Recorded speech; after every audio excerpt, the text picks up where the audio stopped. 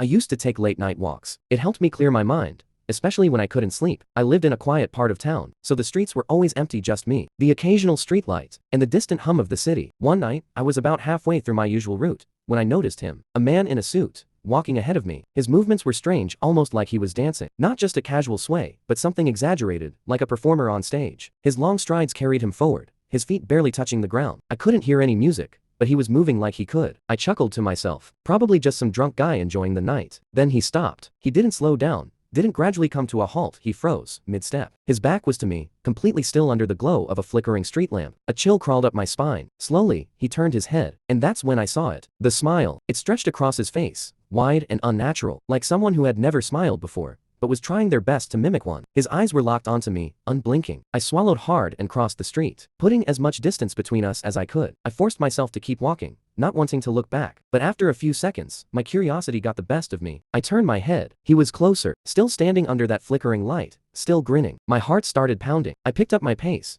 trying to shake the uneasy feeling creeping over me. But then, I heard it. Footsteps. Fast, uneven, skipping footsteps. I turned my head again. He was running at me. Not a normal run. His arms flailed at his sides, his legs moving in an exaggerated skip, like a puppet being jerked forward. And through it all, that smile never changed. I ran. I didn't think. I didn't look back. I just ran as fast as I could. My apartment was only a few blocks away, but every step felt like an eternity. I could hear him behind me, those erratic footsteps never slowing down. I turned a corner, sprinted up my apartment steps, fumbled with my keys, slammed the door shut. Silence. I stood there, gasping for air, waiting, listening. After what felt like hours, I finally gathered the courage to peek through the window. The street was empty, no sign of him, but to this day, I still wonder, what if I hadn't run?